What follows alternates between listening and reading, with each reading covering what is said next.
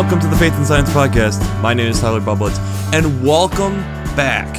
Welcome to the final Sunday of Lent. Welcome to Palm Sunday. Welcome to the Sunday of the Passion. Welcome to the podcast for the week of March 25th, 2018.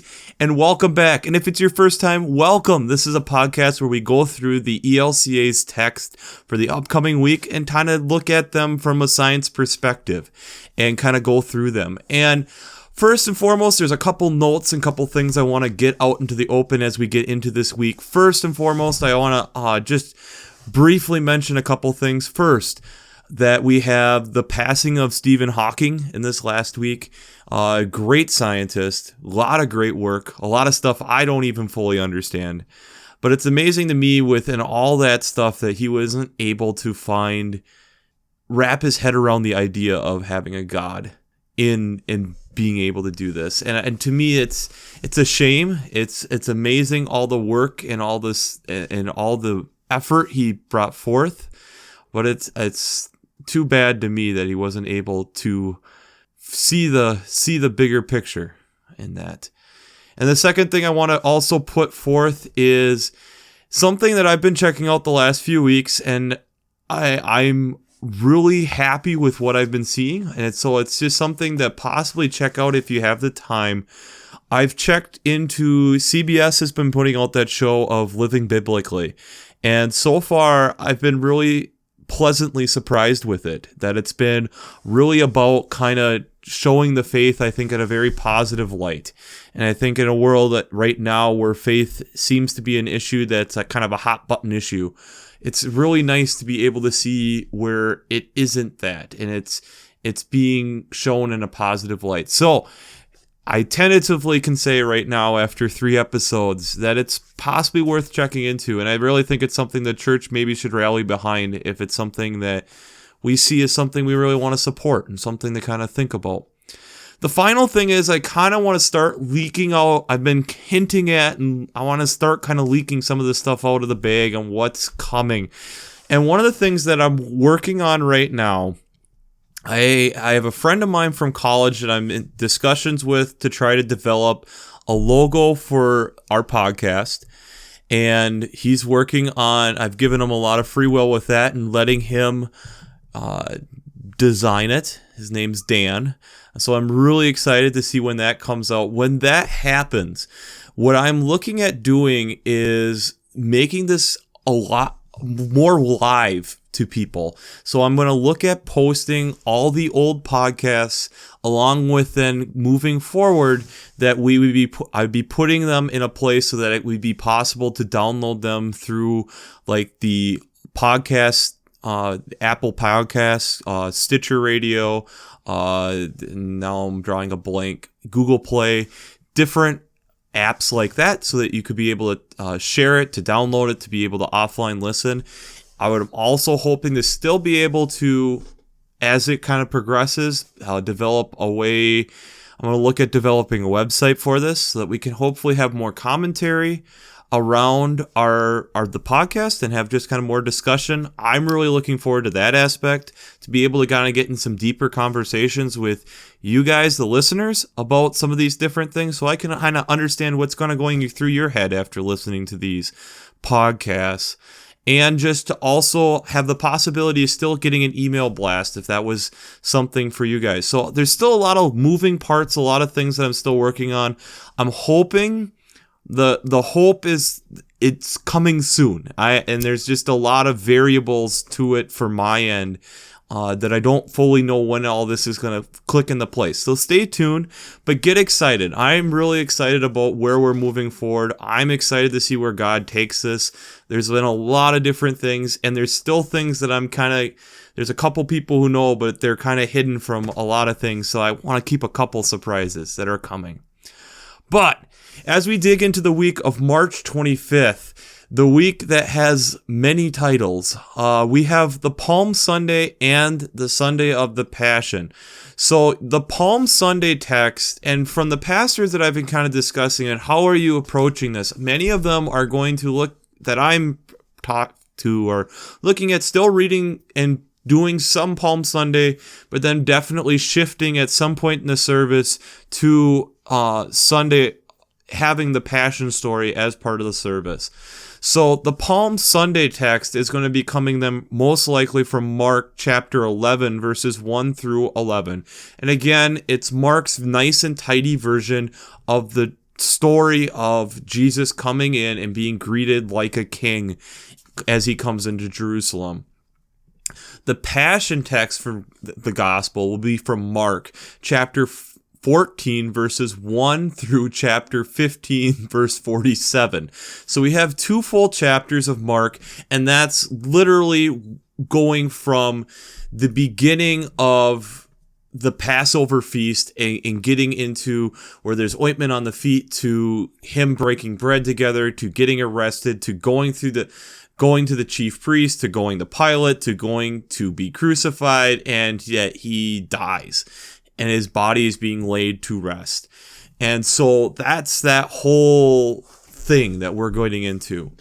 The first reading, Psalm, and the second reading, I don't know how much, I'm not going to put a ton of emphasis on them, but they're definitely worth a read if you have the time. They're really short. So the first reading is from Isaiah chapter 50, verses 4 through 9a.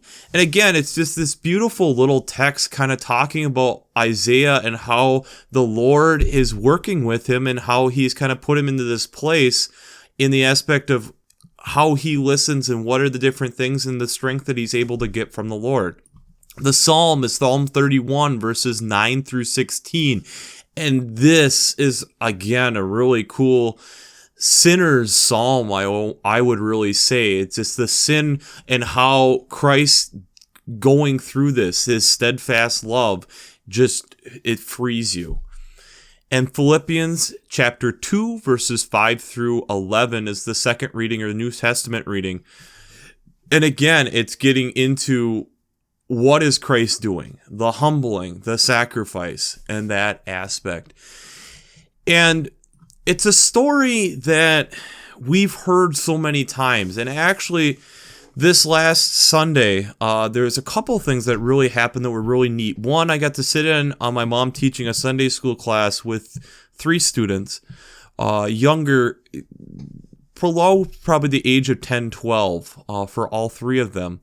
And it was really fun as they were going through this, and some of the questions that they were bringing up and discussing, and it got me to slow down and really think about this text a little bit more. Like when Jesus is going to Gethsemane and is praying, why is he praying to himself? And in a way he is, because he's crying out to God. And we realize that there's the Father and the Son and that there's a difference there, but he is in a way also crying out to himself. And it's kind of this, we understand it, but there's a point where we can almost skim over it because we're so accustomed to hearing this stuff. We're accustomed to hearing, about the breaking of the bread and all these different things. And so one of the things that I would really encourage you, if you're not doing something for Lent or you have the time, especially if you're just a typical church worker or a leader in the church, how I like putting it, take the time and really work through this text. Don't sit down in just one reading. Take it section by section and work through it.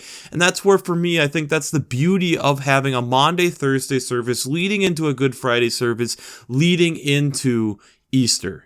And it's really hard stopping and not getting to the complete conclusion of this. And it's really even hard to just do that on my end and to summarize all this.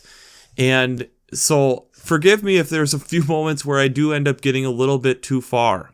So that's kind of one of the first things I wanted to think about. It was just this idea of thinking like a child and taking it like a child and try asking those questions and taking the time. It's really hard because we've heard this story so many times, but I think there's a lot of things that we can get. There's the denial, there's all these different things, and it was really fun today. And I would almost encourage you, if you have young kids around that maybe haven't heard this story a ton, read through parts of it and ask their thoughts as they go through it. I think it's a really enlightening idea.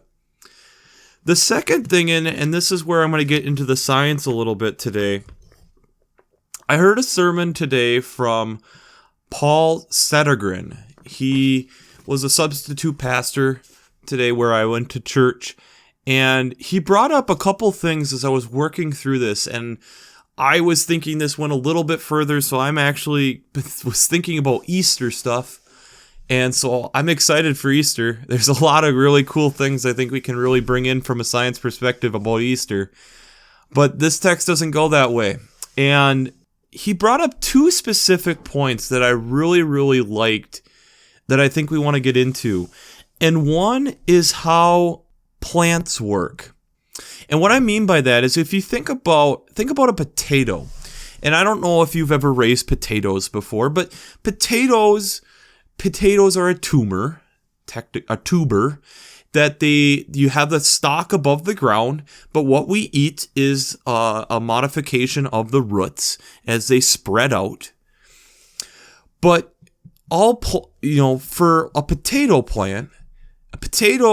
plant comes from one single potato, and out of that potato you can get a dozen or more potatoes. It's the cool thing about potatoes. And I think this is actually a really interesting way of thinking about the crucifixion. And again, it kind of leads into where we're going next week. But the sacrifice of that one potato. We could easily eat that one potato, just like you could eat a grain of wheat. And how much does it do in the long run? It does something right now, but especially like a grain of wheat, it really doesn't fill you up. But out of that one grain of wheat or out of that one potato, where one potato may feed one person, you could feed a family from a potato plant. And so this idea of sacrificing one potato to plant it, to let it grow, to nurture it, to spend the time, and to be able to have this bounty. And we get this image a lot in Scripture. Because of the culture that we were in at that point when the scriptures were written, it was a farming community. And you get all these farming things, and there's a lot of times that we're losing that now because we don't farm as much. But the other thing with that is we then still need to dig in a little bit, get our hands dirty to understand what is the meaning of this. And when we start thinking about this is exactly what Christ is doing for us. Christ is laying down his life. Christ is that single potato. And the thing is the beautiful thing is he is the potato that literally just keeps on giving and giving and giving and giving and giving and giving. And we haven't harvested that potato. But the other thing is as you dig up potatoes, when you dig up and you find all the potatoes in the root, if you dig right underneath where the greenery of the potato that you don't eat, you will find the rotted original potato that brought life to all of that. And again, I think it's just this beautiful image of what we're walking through. We're walking through this man who is going through. He cries out to God because it's the one and only time that he is separated from the Father. The one and only time. The darkness that's cast over for hours because there's a separation between God and his begotten Son. He is separated himself for us. He took on the pain of flesh. He took on all this for us. The best analogy that we can use is a potato. That one potato is sacrificing itself so that the line of potatoes can continue. He sacrifices himself so that we might live. We have eternal life so we can keep going. The other thing that Pastor Settergren brought up, Paul Settergren, was sacrifice. And it got me thinking as I was sitting in the pew about sacrifice, because he brought up that worship is sacrifice. Worship is our sacrifice. We may not be sacrificing lambs like we did in the Old Testament. We may not be going to the temple and sacrificing turtle doves or all these different, we got into that when we talked 2-3 weeks ago about the cleansing of the temple and all the different animals and stuff you could sacrifice. We're not doing that now. We've had our person who is sacrificing. And he brought up the idea of how going to worship is part of our sacrifice. Not entirely our sacrifice, but part of our sacrifice. Which, again, it's a fairly safe understanding. But the deep thought I really want to think about with that is if we're sacrificing ourselves and we're sacrificing, saying, you are our Lord and Savior God, and do your work in me. Let me be your instrument. How much are we sacrificing? How much are we sacrificing of ourselves? How much are we laying down our time? Where are we seeing that sacrifice? So for Christ. So we could see it, like going to church. It's part of our filling up process to empower us to go out into the work week. But is that all your sacrifice? I sure hope not. We as Christians, as followers of the way, need to be doing that more than just going to church. The church is not just the building, as we talked about on this podcast plenty of times before. The church is the community. The church is the people. So how are we then sharing that? How are we sacrificing? Are you volunteering? Are you spending time with that person who needs that little bit of extra time? Are you going out of your way to do something for someone else this week? It's something I think, are we able to sacrifice time? And part of why I bring this up, I really like tech. I really like keeping up on hearing what's coming on in like phone technology. I find it very interesting. And there's a lot of things for me. I get to kind of talk to my dad, and he's like, "Whoa, this just sounds like the computer revolution of 20 years ago." And there's a lot of things where I say, "Yep, Dad, I think you're onto something." But in this world of we want things more and more instantaneous, we want things faster. I want to be able to talk to I don't want to type in my question. I want to be able to talk to my phone so it can search the question so I can keep doing what I'm doing. We have this trouble with waiting. We have this trouble with sacrificing time. And the thing is, and again, I know this jumps to next week, but that's what we needed. Christ waited 3 days. And we'll get into, there's a lot of really cool things with the 3 days. But he waited. He could have just done all the glory right there on the cross. And look, I am the one that you have all been waiting for, that we have been talking about for thousands of years, that have been promised. I am from the line of Elijah, but he didn't do it that way. He didn't do it that way. And I think there's a point where it was an example again for us of the sacrifice. The example of us of the patience, getting into the 12 fruits, self-control, but patience, gratitude. If Jesus had done that so quickly, would we be so gracious to recognize this? This is the biggest 2 weeks here in the whole church here. Bigger than Christmas, no matter how much the rest of the world wants to say Christmas is bigger. This is our big celebration. This is the meaning of what it is to be a Christian. That one person, Christ, would sacrifice himself. And as I was thinking about this text, there's plenty of things in biology where you talk about these different types of relationships, symbiotic, and where they're beneficial to both people, or it's beneficial to one and not to the other, or it's benefits one and at the harm of another. And as I was even trying to think about, should I dig back into my textbooks and try to find this? The relationship that we have with Christ is not like anything else anywhere else. Because you can't say it was a beneficial relationship for both sides. Because why did Christ need to do that? God didn't need to do this for himself.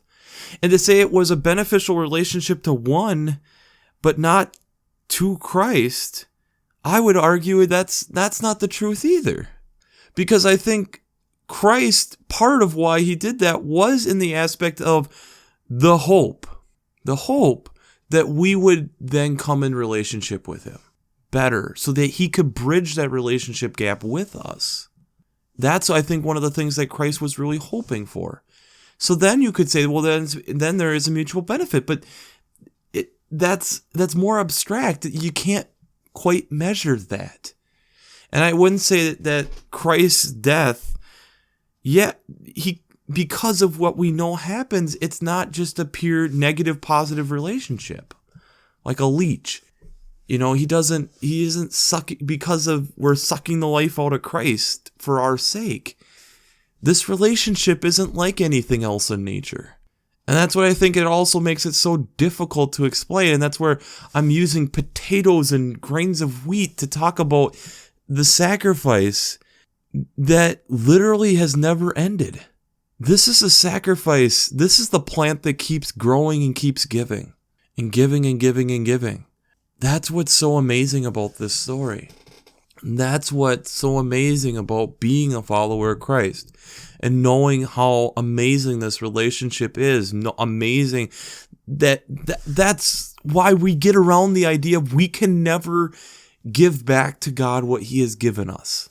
There is no way. There is no way. That's why for me, like when I go out and see these amazing places, and I'm about to go on I'm thinking going to be a trip that's going to blow my mind. I'm looking at going down to Nebraska this next week and seeing the spring migration. Talking about the sandhill cranes 3 months ago, I'm hopefully going to go and see that. And I was even looking up some stuff today and how there was one spotter, 7,200 sandhill cranes in one location. I can't imagine it. The awe, the wonder, and that's where, for me, that's the beauty of God. That's where we can see a glimpse of the essence of God, the awe and beauty. And to think that doesn't begin to explain and summarize what Christ is doing for us in these 2 chapters here in Mark, that he didn't just lay down his life. He laid down his life for everybody before him and everybody after him and everybody that's still coming before he comes. How do you wrap your head around that? It's like Stephen Hawking, and when he's trying to explain and talk about stars and, wormholes and black holes. And we're talking about light years away. And not like 1 light year away, millions of light years away. There's so many ways when we start looking at God with science, we look at like stuff like this passage, we should be coming back with a sense of awe and wonder. And I'll even precursor it because I've thought about some things for next week. And I'm really excited about talking about next week. I really am. But we have to remember the awe and wonder of what we're going toward.